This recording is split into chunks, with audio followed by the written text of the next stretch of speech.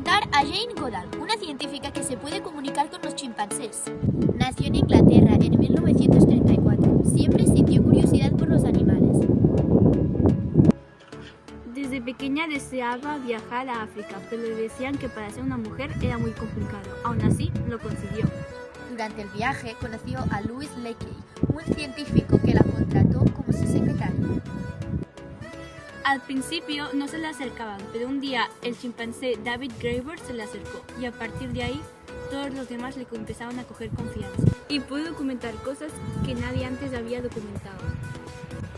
Desde entonces, Jane Goodall, además de ser una científica de referencia, es una activista que lucha por el bienestar de los animales.